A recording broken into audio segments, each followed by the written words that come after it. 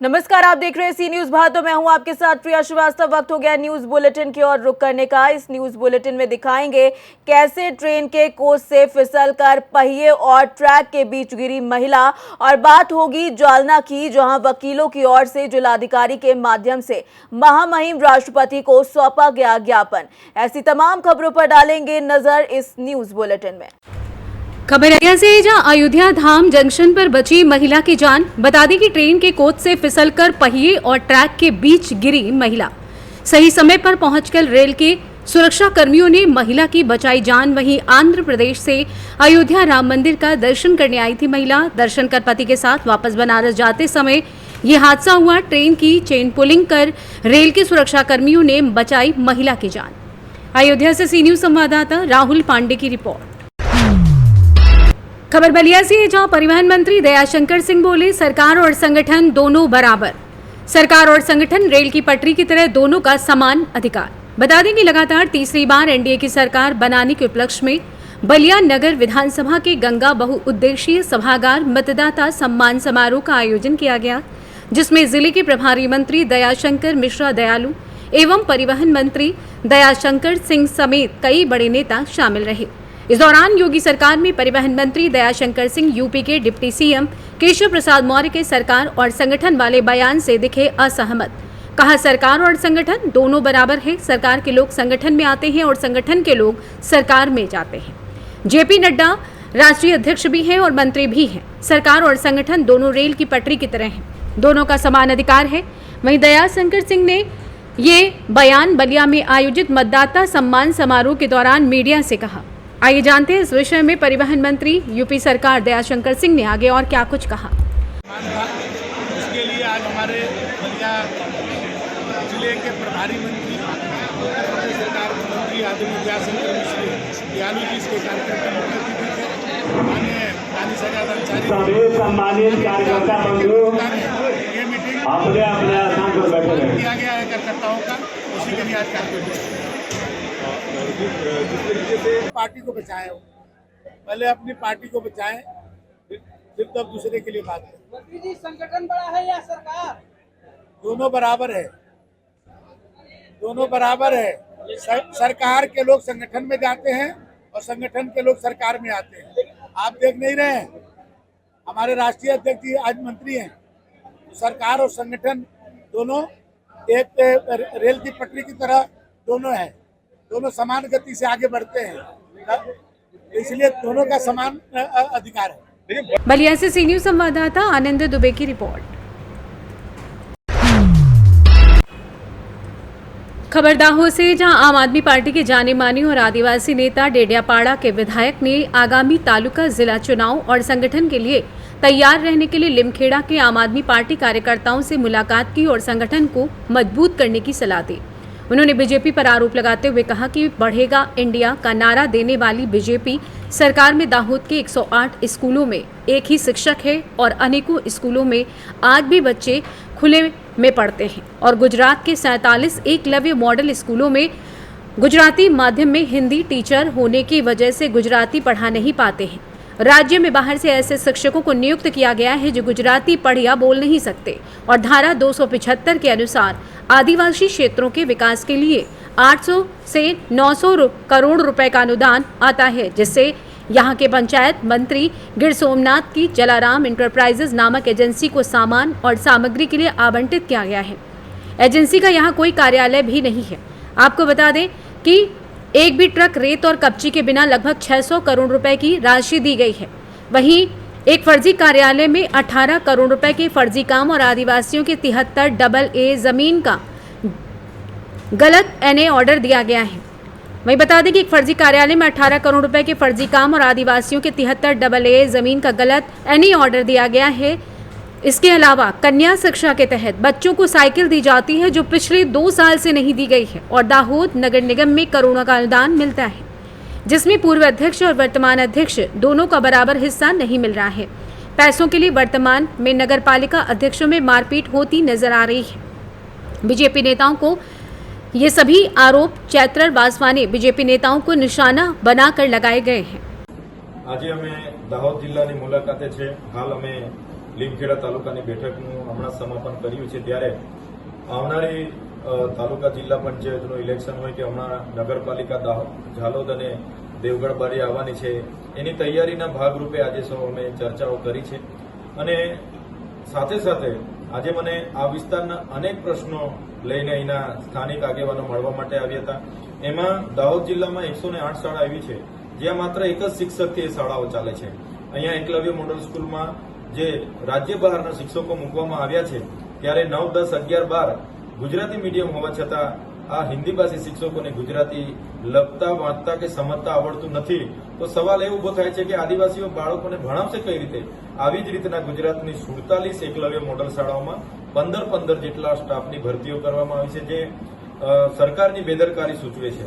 સાથે સાથે આ વિસ્તારમાં જેટલી પણ પ્રજા લોકહિતની યોજનાઓ આવે છે, જેમ કે બંધારણની 275 કલમ અંતર્ગત અહીંયા 800 થી 900 કરોડ રૂપિયા દાહોદના વિકાસ માટે આવ્યા, પણ અહીંના નેતાઓ, અધિકારીઓ અને એજન્સીઓ બારોબાર એનું આયોજન કરીને લોકોને કેટલી યોજના ઉપયોગી છે તેમ નહીં, પણ એમને એમાંથી કેટલું મળશે એ પ્રકારનું આયોજન કર્યું. મનરેગાનો હેતુ એવો છે કે બિનકુશળ શ્રમિકોને 100 દિવસની રોજગારી આપવાનો છે, છતાંય દાહોદ જિલ્લાના નેતાઓ, અધિકારીઓ અને એજન્સીઓ મટીરીયલ પૂરું પાડવાના નામે બહારની એજન્સીને અહીંયા કામ આપીને એક પણ ગાડી રેતી કપચી નાખ્યા વગર કરોડો રૂપિયા, એમાં 600 થી 700 કરોડો રૂપિયાના ગત વર્ષોના બિલો એમણે જલારામ એન્ટરપ્રાઇઝ નામની એજન્સીને ચૂકવી દીધા છે. એવી જ રીતે ટ્રાયબલ સપ્લાનમાં આપે જોયું હશે, નકલી કચેરીઓ પકડાઈ. એમાં આદિ આદર્શ ગ્રામ બંધારણની કલમ 275 અંતર્ગત જે બજેટ હતું, એમાં નકલી કચેરીઓમાં 18 કરોડ રૂપિયા ચૂકવીને બારોબાર કૌભાંડો થયા છે. સાથે દરેક એટીવીટી હોય, વિકાસશીલ હોય, ડીસેક હોય, તમામ યોજનાઓમાં લોકહિતોના માટે ગુજરાત અને કેન્દ્ર સરકારનું આવનારું નાણાકીય જોગવાઈ છે, તમામમાં ખૂબ મોટા પ્રમાણમાં દાહોદમાં ભ્રષ્ટાચાર થાય છે. ત્યારે અમે તમામ અમારા સાથી મિત્રોને વિનંતી કરી છે. दाहोद लिमखेड़ा से सी न्यूज संवाददाता रमेश पटेल की रिपोर्ट। खबर धुले से, जहां पूर्व मंत्री और शिंदखेड़ा विधानसभा क्षेत्र से भाजपा विधायक कामराज निकम, जो जयकुमार रावल के बहुत वफादार और दाहिने हाथ माने जाते हैं, वहीं राष्ट्रवादी शरद पवार समूह में शामिल होंगे। दिलचस्प बात यह है कि कामराज निकम ने जयकुमार रावल पर बेहद गंभीर आरोप लगाए हैं, इसलिए शिंदखेड़ा में एक प्रेस कॉन्फ्रेंस में ये आरोप लगाया गया है, जिससे शिंदखेड़ा समेत जिले में सनसनी फैल गई है। इस मौके पर उन्होंने बताया कि 32 साल तक पार्टी के प्रति वफादार रहने के बाद भी उन्हें न्याय नहीं मिला। इसी भावना से उन्होंने अलग फैसला लिया है। इस बार उन्होंने जयकुमार रावल की भी आलोचना की। जयकुमार रावल 20 साल से घोषणा कर रहे हैं, लेकिन इस तालुक में 1% भी सिंचाई का काम नहीं हो सका। तालुका के 100 गाँव में अभी भी पीने का पानी नहीं है। लगातार 20 वर्षों तक तालुका का नेतृत्व करने के बाद भी 100 गाँव में पीने का पानी नहीं है। कामराज निकम ने विधायक जयकुमार रावल पर आरोप लगाया कि तापी नदी पर बने बांध में पानी होने के बावजूद 1% भी सिंचाई नहीं हो पाई है। उन्होंने ये भी कहा कि विधायक जयकुमार रावल मेरे और मेरे बच्चों के खिलाफ झूठे मामले दर्ज करेंगे।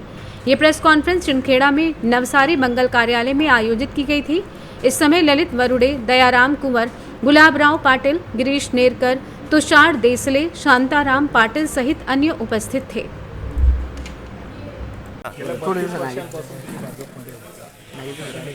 मी वेळोवेळी त्यांना सांगण्याचा प्रयत्न केला की शिंदखेडा विधानसभा क्षेत्रामध्ये पिण्याच्या पाण्याचा मोठा उहापोह आहे. इथं पिण्याला पाणी नाही. 100 गावं आजसुद्धा पिण्याच्या पाण्यापासून वंचित आहेत आणि सिंचनाचा मोठा प्रश्न या इथं निर्माण झालेला आहे. परंतु तापी नदीला एवढं पाणी असताना, सारंगखेडासारखा बॅरेज भरलेला असताना आम्ही ते पाणी शेतापर्यंत पोहोचू शकलो नाही. स्वर्गीय अण्णासाहेब यांच्या काळात ज्या ढीप तयार झाल्या होत्या त्या 20 वर्षात आम्ही कार्यान्वित करू शकलो नाही. सोन्यासारखा पिरियड या मतदारसंघाला 3 वर्ष मंत्रिपद, कॅबिनेट मंत्रिपद मिळालं होतं, तेव्हासुद्धा आम्ही शेतापर्यंत पाणी पोहोचू शकलो नाही. या गोष्टी झाल्याच नाही आणि पुढे सुद्धा होणार नाही. त्यांचं तत्त्व शेतकऱ्यांशी प्रामाणिक नाही, त्यांची निष्ठा शेतकऱ्यांशी प्रामाणिक म्हणून मी हा पक्ष सोडला. कारण मी स्वतः एका शेतकऱ्याचा पोरगा असल्यामुळे या गोष्टी माझ्याकडनं बघवल्या गेल्याने म्हणून मी सोडला. तर या सगळ्या संदर्भामध्ये आता आपण 32 वर्षानंतर पक्षाच्या वरिष्ठांकडे जयकुमार रावल यांना भारतीय जनता पार्टीमध्ये यायला फक्त 20 वर्ष झाली. त्याच्या अगोदर भारतीय जनता पार्टीनं सत्तेत होती, ना राज्यात होती, ना देशात होती. परंतु जो या 20 वर्षाच्या कालखंडामध्ये जेव्हा जेव्हा देवेंद्र भाऊंना भेटण्याच्या वेळेला देवेंद्र भाऊ मला प्रामाणिकपणे नावानिशी ओळखतात, त्यांना सांगण्याचा प्रयत्न. धुले से सी न्यूज संवाददाता नीलेश की रिपोर्ट। खबर महाराष्ट्र के जालना से है, जहां 14 जुलाई 2024 को कोल्हापुर विशालगढ़ में जामा मस्जिद पर हिंसा और बर्बरता के लिए जिम्मेदार व्यक्तियों के खिलाफ उचित कड़ी कार्रवाई के साथ केंद्रीय जांच ब्यूरो द्वारा घटना की जांच करने की मांग को लेकर जालना के वकीलों की ओर से महामहिम राष्ट्रपति को जिलाधिकारी द्वारा निवेदन भेजा गया। साथ ही जिलाधिकारी द्वारा प्रधानमंत्री, गृह मंत्री, मुख्यमंत्री को भी निवेदन भेजा गया है। विशालगढ़ गाजापुर की घटना से पूरे देश में तनाव का माहौल है। बता दें कि मुस्लिम समुदाय इससे काफ़ी दुखी है और साथ ही प्रभावित लोगों को मुआवजा दिया जाए और दोषियों को कड़ी सजा दी जाए। अतः इस मामले की सीबीआई और एनएसए तहत चौकसी होनी चाहिए। ये मांग वकीलों की ओर से निवेदन में की गई है। इस समय जालना के वकीलों में बड़ी तादाद में मौजूद थे। आइए जानते हैं इस विषय में वकील संघ मेंबर जालना सोहेल सिद्दीकी, ब्रह्मानंद चौहान, उमर परसवाले ने और क्या कुछ कहा। जालना के सभी जो वकील संघ के मेंबर हैं, विशालगढ़ कोल्हापुर के अंदर जो मस्जिद की तोड़फोड़ हुई, वहाँ पर पवित्र कुरान की नासधूस हुई, वहाँ पर रहने वाले जो गौर गरीब लोग हैं, महिला है, बच्चे हैं, इनके ऊपर अत्याचार हुआ और प्रशासन इसके बावजूद भी जो गुनहगार है उनके ऊपर कार्रवाई नहीं कर रही।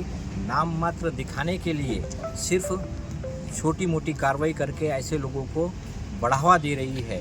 घटना को अंजाम जिन्होंने दी है माजी खासदार, मैं स्पेशल नाम लेकर कहता हूँ कि वहाँ के माजी खासदार संभाजी राजे, जो संभाजी ब्रिगेड के नाम से उन्होंने कार्यकर्ताओं को उकसाया और ये एक निंदनीय काम करने लगाया, तो हम वो उन खासदार का भी निषेध करते हैं और उनके ऊपर भी कार्रवाई करने की मांग करते हैं। मी ॲडव्होकेट ब्रह्मानंद चव्हाण, रिपब्लिकन पक्षाचा कार्यकर्ता आहे।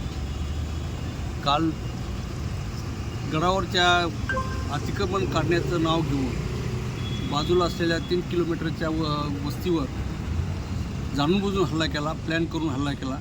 त्यांचे खरं पाहिलं तर मुस्लिम समाजाची असलेली मोठी वस्ती आहे, त्यांची फार मोठी नुकसान केली आणि त्यांचा कवडीचाही संबंध त्या अतिक्रमणाशी नाही। त्या प्रशासनाला हे माहीत होतं की इथं हल्ला होणार आहे।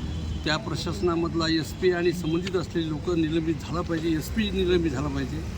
ॲडव्होकेट उमर परसुवाले, आज आम्ही कोल्हापूरमध्ये झालेल्या घटनेच्या निषेधार्थ 3 मागण्या प्रशासनाकडे केलेली आहे। आमची प्रमुख मागणी अशी आहे की कोल्हापूर येथे जे समाजकंटकांनी बेकायदेशीर आतंकवादी हल्ल्यासारखं मस्जिदीमध्ये जाऊन जे जमा करून जे कुरानचा व मस्जिदीचा नुकसान केलेलं आहे, त्यांच्यावर नवीन BNS प्रमाणे जे आहे गुन्हे दाखल व्हावा व मॉब लिंचिंग सारख्या गुन्ह्यामध्ये त्यांना जामीन होऊ नये असे सेक्शन लावण्यात यावा। महाराष्ट्र जालना से सी न्यूज संवाददाता शबीर पठान की रिपोर्ट। फिलहाल इस न्यूज बुलेटिन में इतना ही। देश दुनिया की बाकी खबरों के साथ जुड़े रहने के लिए आप देखते रहिए सी न्यूज भारत।